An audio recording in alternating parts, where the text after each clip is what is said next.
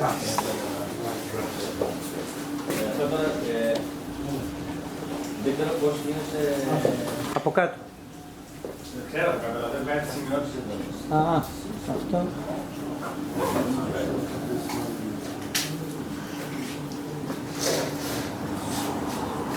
Δεν βγάζει. Δεν μπορούμε να βγάζουμε.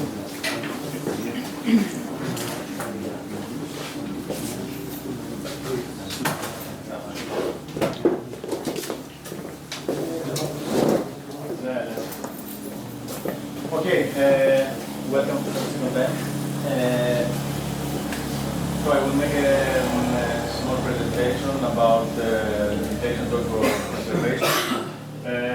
Like in the morning, I will try to keep the presentation as short as possible, but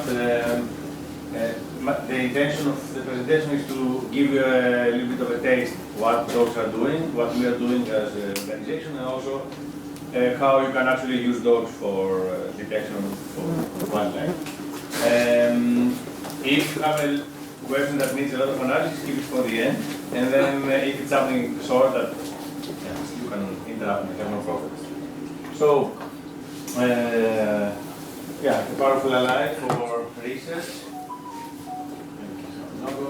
So we will go through these contents like not for a cause, some words about the organization, some of the projects we're doing, why we choose working dogs, just some basics to understand how detection works, how this training can be applied, and at the end we have a let me know. So, about Not for a Cause. So why I named it Not for a Cause? I'm the founder of it. I was always very excited about the olfactory system of dogs. It's really something very unique. And actually it's one of the traits that humans first started getting interested in using the dogs for. And cause because doing projects that have to do with the protection of the environment and also search and rescue, so the protection of civilians. It was founded also in 2021. Yeah, so until today, yeah. So the background of mine is I'm professionally training pets and working dogs since 2005. I trained, document around more than 1,200 dogs in all of the work and pet training and rehabilitation. My biggest background in more technical work is in working dog sports, agility, monitoring, IGP, Schutzhund, and so on, for those who know. And I have competed and success, I had some nice successes in national, international, and the world championship level. I worked also, and I'm still working with some governmental teams about search and rescue, as well as army and police for drug and explosive detection. And I also organize and I present seminars about dog training, behavior and detection seminars. More than 10 countries. And about wildlife background, I'm a volunteer in various wildlife protection teams since I'm young. I started, like I said, my professional career in mainly fieldwork since 2001, and I started studying biology since last year. So our aim, the team, is to offer wildlife conservation detection services, meaning that we offer our own trained dogs and we prepare them for projects like it's the JACKAL project here. We offer seminars to educate teams, handlers, and people that want to get into this field, detection. Also, this is more rare because there are many difficulties, but we also train dogs and we prepare them as a ready detection dogs. So we did that in the past for drugs and explosive dogs. For the moment, we have not sent abroad any detection dogs for the moment. And we also try to make some awareness, like meetings or even this presentation, for the working dogs and also for the protection of wildlife. So some of our projects, so the project that we are here for is for golden jackal scan detection. 2 dogs are trained for that. You saw one already, Milu. Yeah, so most of the things we send in the morning. So the grey wolf, again, 2 dogs, one of them is still Milu. So for the grey wolf cat, these are already working in project.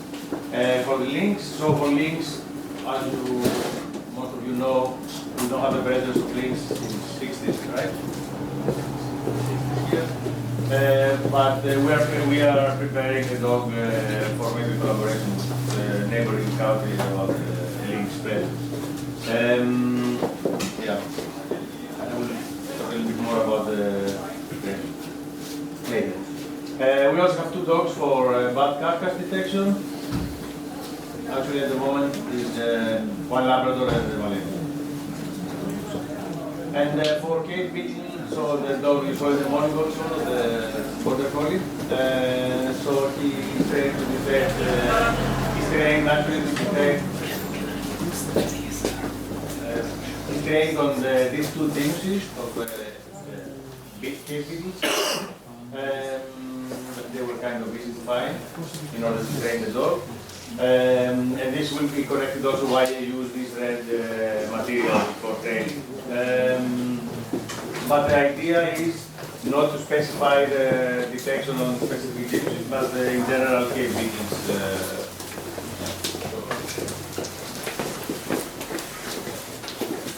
We are setting up since last year a group in Thailand near Bangkok for anti-poaching.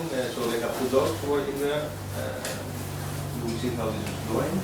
For the moment, it goes pretty nice. But they are not involved yet in any official projects for anti-poaching. And then there are 2 ongoing projects that we still discuss about it for Borneo, so for the detection of pangolin itself, and for the pandemic, so it's a wild cat, it's extremely elusive. Yeah, so for cat detection.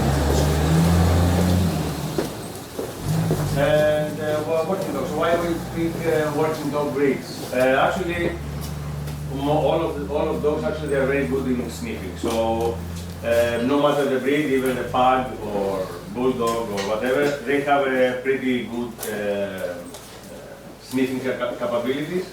The problem is mainly mental and physical. So just a good sniffer does not mean that can be used for any kind of work. That's why there are dogs with proven better sniffing qualities than Malinois, for example. But because of the working ethic and the working mentality of the Malinois and other breeds, that's why we pick this kind of dogs. So sniffing quality is not everything. It has to come hand by hand with the mood for food, the mood for prey, the mood for the stress tolerance, the mood for solving problems with humans and many more things. And the same goes with the body structure. So our dog, depending on the project, of course, it has to be agile, it has to be a little bit resistant to fatigue. So we generally need dogs that they can be easily moving around. Short dogs, sometimes they have problems depending on the area they are deployed. But in general, we need dogs that they're light, they're athletic, and also like that we avoid a lot of injuries. So some of the working breeds we work, and I personally prefer, is the Belgian Malinois. So there are 4 types of Belgian Shepherds. One of them is the Belgian Malinois. I only like this one. I prefer it, yes. Of course, the German Shepherd. Also, the German Shepherd, there are 2 types. We have the show line and the working type. This black German Shepherd, for example, is the working type of German Shepherd. this depends on the breeding. Again, if you need any clarifications, you can let me know. The Dutch Shepherd, so it's similar to the Belgian Shepherd in many aspects. Border Collies, Labrador, and then Gandals, like Springer Spaniels, Cocker Spaniels. That's it. And this is my personal preference. Yes. Yes. So some words about detection now. Sorry about the breeds also. It's very important to consider our criteria when we pick a dog or when we use our dog for a task. So for me, I'm really happy when I see people that are getting into detection with their personal dogs or pet dog, no matter the breed, even mixed breeds and so on. But for me, there is a limit that comes with some responsibility when it comes to environment or when it comes to human life. So, yeah. There are dogs, one of my best dogs for searching, it was a mixed dog. That by luck it turned out that she was very into it and she was very good in sniffing and very good in, her perception was very good about how the wind is blowing and many more things. But this does not mean that all mixed dogs can do it. The same, of course, with Belgian Merinos and so on. Just with picking up some breeding, some specific breeds, or even better, specific litters, then we raise our possibilities that the task we want to use the dog for will be carried out by the dog we chose. So the idea of detection is very simple. So the matter emits particles. So when we have organic matter, especially when it's on decay, this emission is much more dense. So the particles they are traveling through the air, even with the slightest blow, and then these particles are perceived by the dog's nose. Then they're getting analyzed, and then the dog has a special part, let's say in his brain, a locus that analyzes very well this information. We have, of course, extreme differences, humans and dogs, into our olfactory systems. Yeah. So some things some things they look a little bit random that I put in line, but because of the talks I had in the past. Yeah, I put some things that I think most of people are not sure about or they have insecurities about. So when we talk about a detection dog detecting something, normally, in most of cases, it's not one thing, it's a package of odors. So for example, in the JACKAL cat, this, I don't know how accurate it is, but just for helping me in the presentation. So so many things are contained, and these are the things that the dog learns actually to detect. Of course, as you already know, this is not stable. So all of these percentages, or some of these, they don't even exist, depending on the area, depending on the season. So it's very variable, this thing. So that's why we need a very high sampling, many different samples anyway, so that the dog can generalize enough in order to find new scat that they are not exactly like the one that he's trained. Yeah, of course, this is getting affected by environmental conditions like heat, temperature, I mean, humidity, other animals marking on the fishes, live insects or in the scat. So actually, it's a compound of many things. Yeah. So in the matter of training, I'm just showing this because it's something many teams use nowadays, and I use it also. So it's actually started like a dog toy, and because of its consistency, that it's very durable. And not only, we started using it as a training odor for detection dogs. It could be whatever. It can be like a piece of wood, it can be another type of plastic, or even metal, or even coin. It doesn't matter. So this specific thing, we use it, why? Because we want, and I will show you something with my dog soon, because I want, when the dog is getting to know something new, they pass some period of frustration, depending on the difficulty, the skill of the trainer, the quality of the dog. This frustration goes higher and lower. Personally, I prefer this frustration to go to an object that is not the targeted odor that I will use later. For example, wolf's cat, for example. So wolf's cat can be intimidating for dogs, at least for my experience. So for me it would be better that the dog knows the system before, and then when he's sure enough, I will introduce him the scent that I'm not sure how he will feel about it. So it's like a in-between step between teaching the dog to search for something and to the final task. Another reason I'm using the blueprint training blueprint odor is it's legal to carry everywhere. You can put it in your pocket, you can put it in the plane. It's really easy to carry everywhere. So it's something that you cannot do with most of other odors. Especially for wildlife, almost everywhere is illegal to bring everything. So, if for example I'm traveling abroad for 2 weeks or 1 month or whatever, I can carry with me the gong or another type of training odor, and I can keep my training in line and I can take advantage of new environments and so on and so on. Another thing is that it can get easily sterilized. Sterilized, yes, I can sterilize easily, so I can use it again and again. I can cut it in bigger, small, and very small pieces, so I can change of the amount of odor, so it's very useful for training. Also, the color can be helpful. Also, I saw that because of the red and the green, it really they really cannot see it really well in the grass. Yeah, so these are the main reasons I'm using an odor before I use the final target odor I want. And one more thing is that it's faster when you want to introduce a second and a third odor. It's easier if you have an odor trained already instead of connecting it only with an object. I will explain after when I show you the demonstration.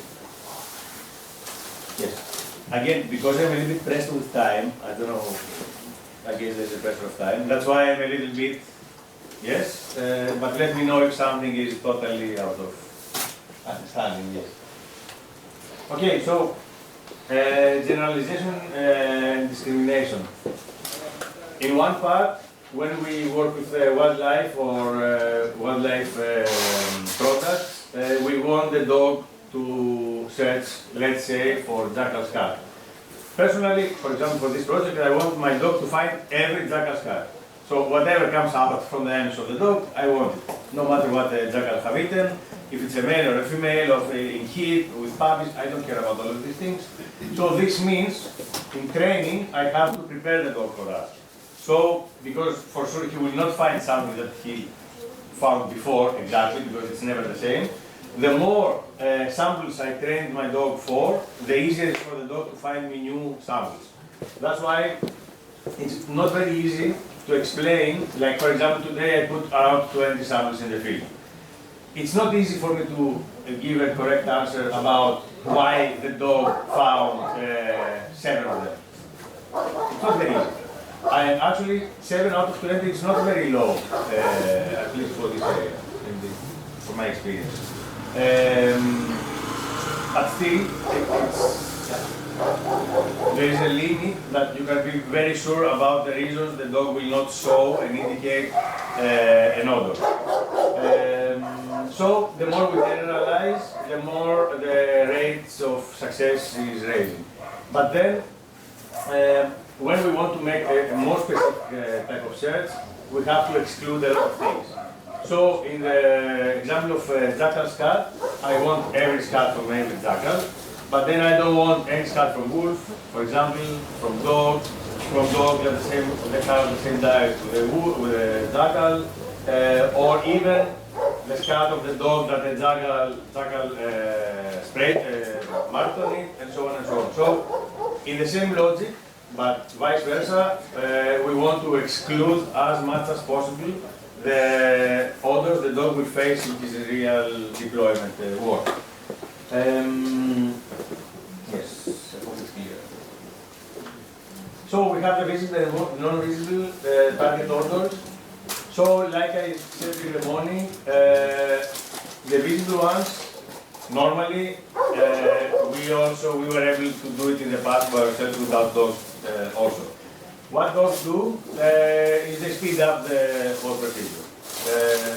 So this can mean like more samples. This means that you cannot spend a lot of time in the field because of funding, because of conditions of the weather, because for example, scat in some countries like I don't remember who I was talking, they really disappear after morning. So because of insects and so on, or bats, for example. If you go after 9 o'clock, everything is gone. So speeding up the procedure of finding, it's very important for fieldwork and research. But then we have also the non-visible targets, where in some cases it's almost impossible to reach without the help of the dog, and without destroying the habitat of the targeted odor. So dogs, there is a big questioning about how much they affect the habitat they are getting into, and depending on how sensitive this habitat is. But on the other hand, they can be a great tool in order to be as less invasive as possible. Okay. We have different kinds of indications. We have the active indication and we have the passive indication. So in the morning you saw two examples of passive indication. One was the laying down, the other one was standing. If we have time, with my other dog I have a barking indication, so it's an active one, and I have a retrieve indication. So when he finds something, he has to bring it back.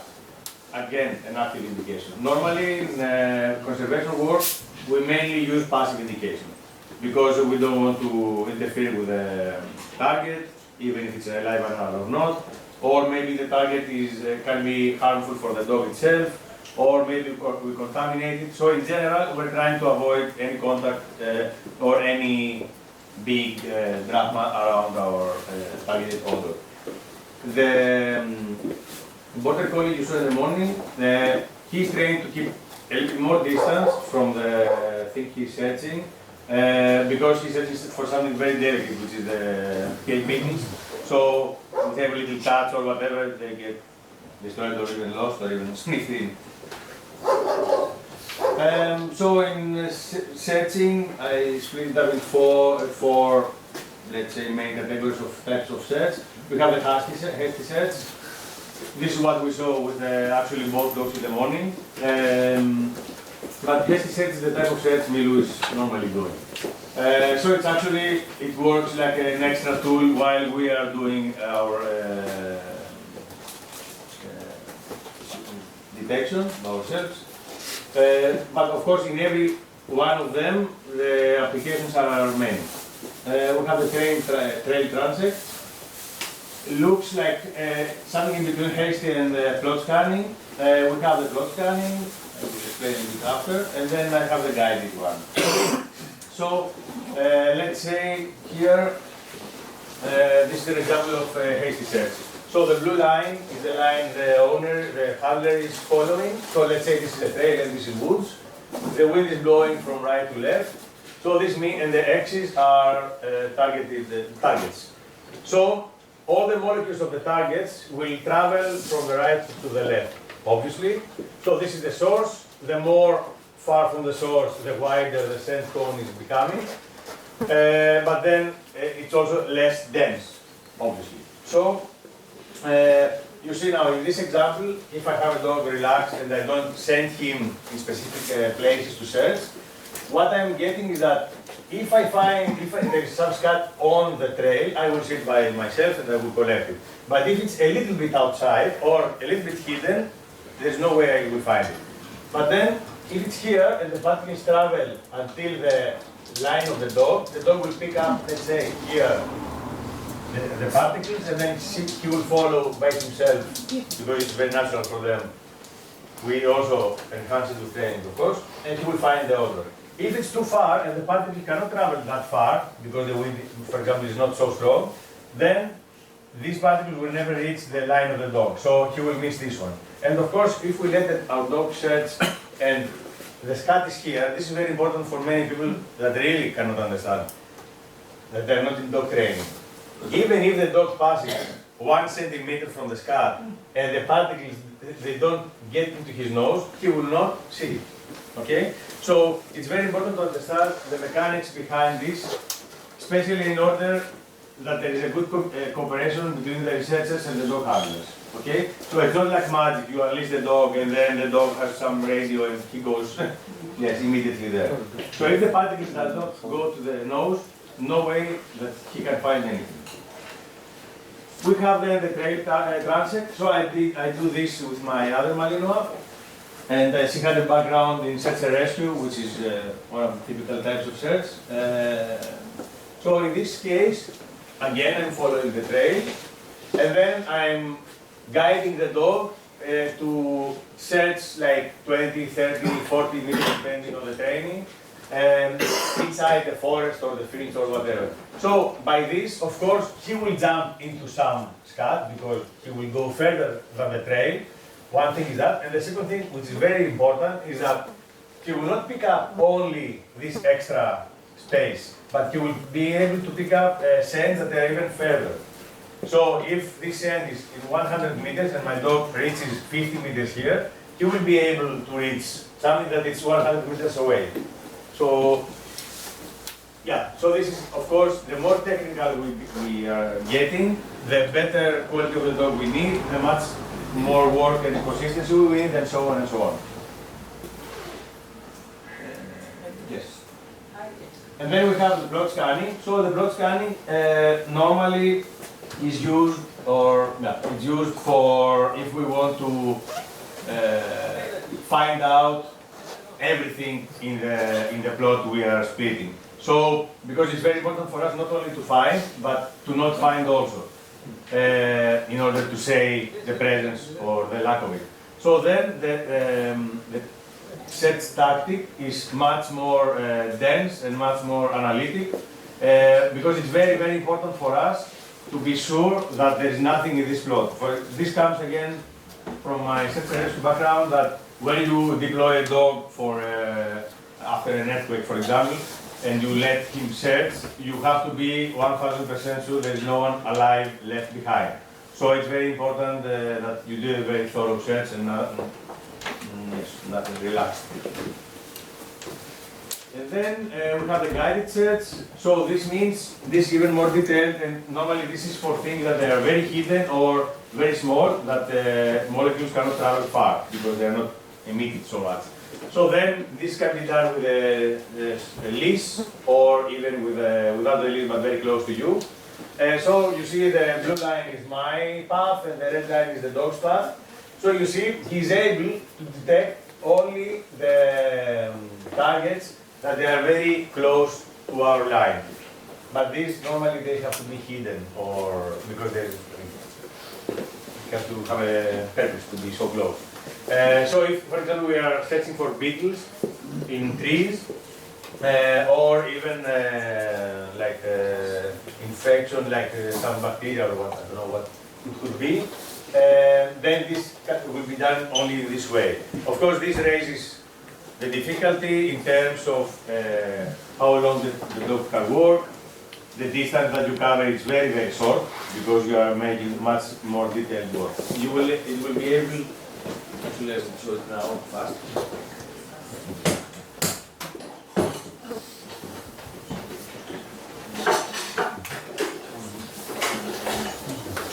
Okay, so this is the training order again. Now, because of speed, everything is contaminated with my scent. So this means if I will use this one,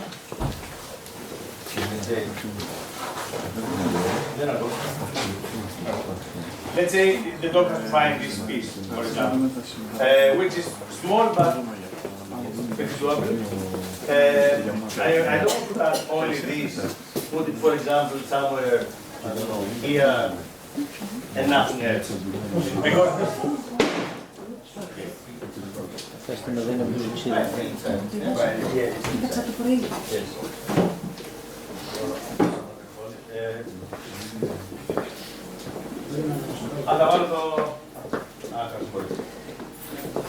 Yes, so if my sand is contaminated, then the dog will be habituated into searching my sand, which is a terrible mistake. So this means I have to contaminate everything with my sand. Okay. So I do these things a little bit fast now, so that I don't overanalyze. And of course we can put bigger pieces and smaller pieces, whatever. So that the dog is not able to see. And just because you can see it from there, doesn't mean the dog can see it. Yes. I just wanted to show a different kind of search. And it's interesting to hear the sniffing rhythm.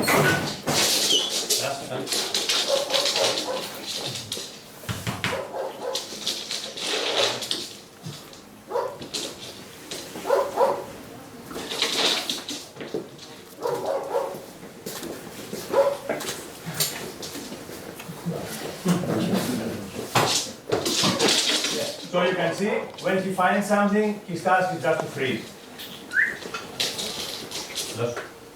Up, up, like. Don't get this off. Φοβερέ. So now there are some molecules left from this. Very few, but you will see it will confuse him a little bit. It's plus, of course, his saliva and so on.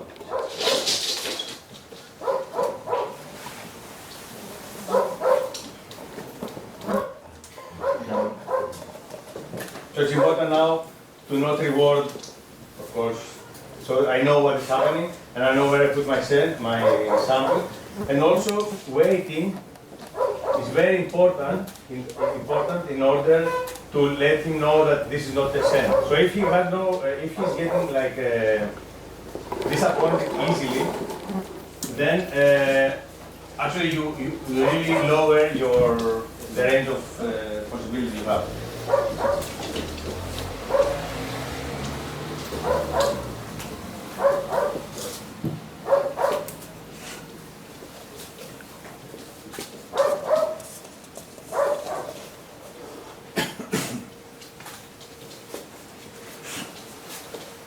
So while he's setting, so normally I don't just take him out and put him to work in 1 second. I do some preparation, warm up and so on. But now, Ale, up, light.